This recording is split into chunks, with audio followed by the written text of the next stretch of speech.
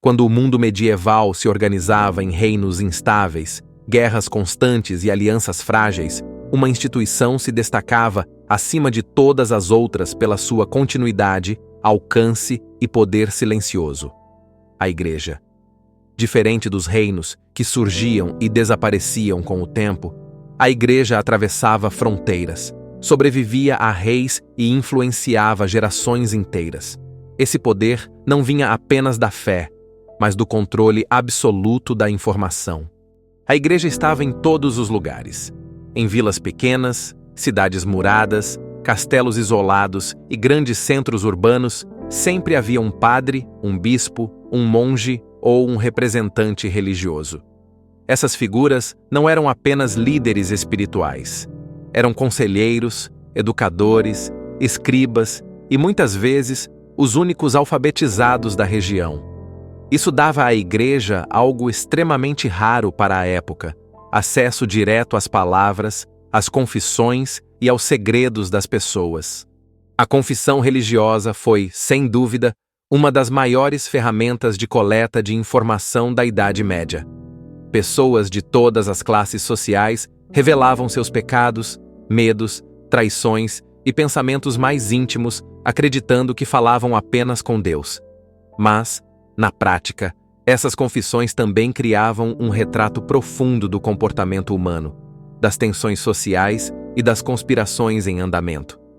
Um padre atento sabia quando uma vila estava prestes a se revoltar, quando um nobre tramava algo, ou quando um casamento político estava prestes a ruir.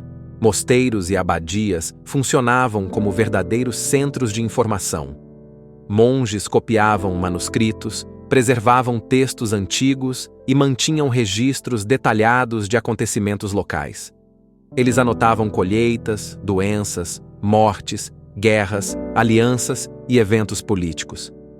Esses registros não eram públicos. Eram guardados, organizados e consultados apenas por membros autorizados. Quem controlava esses arquivos controlava a memória coletiva. O Vaticano, como centro da Igreja, acumulava informações vindas de toda a Europa. Bispos enviavam relatórios regulares sobre suas dioceses. Abades comunicavam tensões locais. Missionários relatavam costumes, crenças e estruturas de poder em regiões distantes. Tudo isso chegava a Roma, criando um mapa detalhado do mundo cristão medieval. Nenhum rei tinha acesso a tanta informação quanto o Papa. A diplomacia da Igreja era outro elemento-chave. Enviados papais viajavam entre reinos para negociar tratados, resolver disputas e impor decisões religiosas.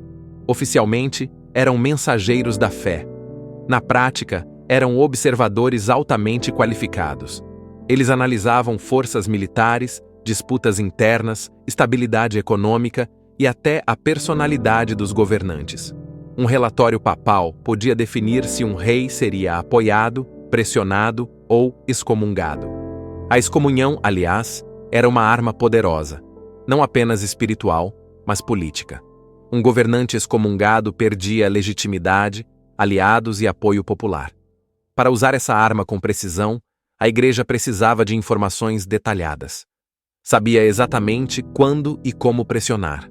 Sabia quem tinha inimigos internos, quem estava vulnerável e quem poderia cair com um empurrão silencioso. A espionagem eclesiástica também se manifestava na educação. As universidades medievais, muitas ligadas à Igreja, eram centros de formação intelectual. Professores, estudantes e clérigos discutiam ideias, política e filosofia. Essas discussões eram monitoradas. Ideias consideradas perigosas eram identificadas cedo. Pensadores que fugiam da doutrina oficial eram observados, advertidos ou silenciados. Outro aspecto fundamental era o controle da escrita. Poucas pessoas sabiam ler e escrever, e a maioria dessas pessoas estava ligada à Igreja. Isso significava que documentos, cartas e registros oficiais frequentemente passavam por mãos eclesiásticas. Uma carta podia ser copiada antes de ser enviada. Um documento podia ser interpretado de forma conveniente. O fluxo de informação raramente escapava do olhar religioso. Missões religiosas também funcionavam como ferramentas de inteligência. Missionários enviados a regiões pagãs ou recém-convertidas observavam costumes locais, estruturas de poder e possíveis resistências. Esses relatórios eram essenciais para planejar conversões, alianças ou intervenções políticas. A fé abria portas que exércitos não conseguiam abrir. Mesmo dentro da própria igreja, a vigilância era constante. Ordens religiosas espionavam umas às outras. Bispos eram monitorados por cardeais. Monges eram observados por superiores. Heresias eram caçadas não apenas por discordância teológica, mas porque representavam ameaças à ordem e ao controle da informação. Nesse mundo, a verdade era cuidadosamente administrada.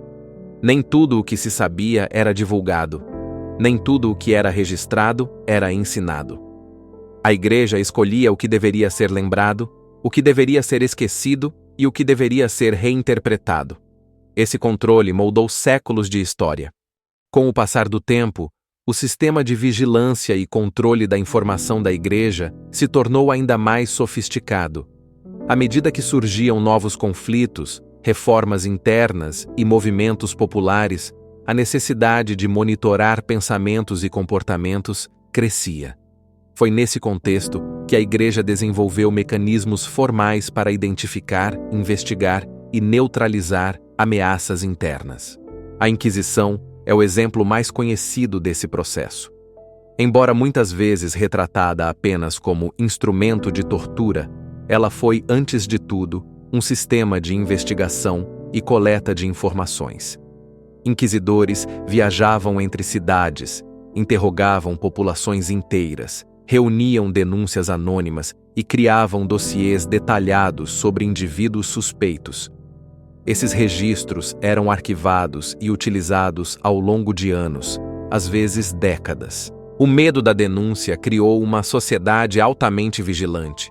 Pessoas observavam vizinhos, parentes e colegas. Um comentário fora do lugar podia ser interpretado como heresia. Essa vigilância distribuída transformou a população em parte do sistema de controle. A igreja não precisava estar em todos os lugares ao mesmo tempo.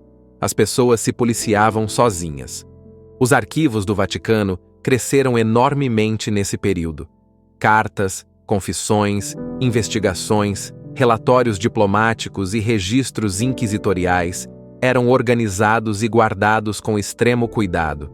Muitos desses documentos permanecem inacessíveis até hoje. Eles representam séculos de informações sensíveis sobre reis, nobres, conflitos e decisões políticas. A espionagem eclesiástica também se estendia às cortes reais. Confessores pessoais de reis e rainhas tinham acesso direto à intimidade dos governantes. Sabiam de seus medos, dúvidas, pecados e planos. Essa posição permitia influenciar decisões políticas de forma extremamente sutil. Um conselho dado como orientação espiritual podia mudar o rumo de uma guerra. Durante disputas entre reinos, a igreja frequentemente atuava como mediadora. Mas essa mediação raramente era neutra. Com base nas informações que possuía, a igreja escolhia lados, pressionava acordos e enfraquecia adversários. Reis sabiam que desafiar abertamente o Vaticano era perigoso, porque significava enfrentar não apenas a fé, mas uma rede invisível de informação. Com o surgimento de movimentos reformistas e críticas internas, a igreja intensificou ainda mais seu controle. Livros passaram a ser censurados. Ideias passaram a ser catalogadas como perigosas. Autores eram observados. A Index de Livros Proibidos não era apenas uma lista religiosa, mas um instrumento de controle intelectual e político. Mesmo assim, o sistema não era infalível. Informações vazavam, alianças secretas surgiam, reformas religiosas acabaram rompendo o monopólio da Igreja sobre a informação. Mas durante séculos, o Vaticano foi, sem dúvida, uma das maiores potências de inteligência do mundo. A Igreja medieval provou que o controle da informação pode ser mais poderoso do que qualquer exército. Ela governou consciências, moldou narrativas e influenciou decisões políticas sem precisar levantar uma espada. Seu legado permanece até hoje na forma como instituições entendem o valor do segredo, do arquivo e da vigilância silenciosa. Este episódio mostra que, na Idade Média, quem controlava a fé controlava a informação, e quem controlava a informação controlava o mundo. No próximo episódio, vamos mergulhar ainda mais fundo nas sombras do poder medieval, explorando reis, nobres, conspirações e assassinatos silenciosos dentro das cortes europeias.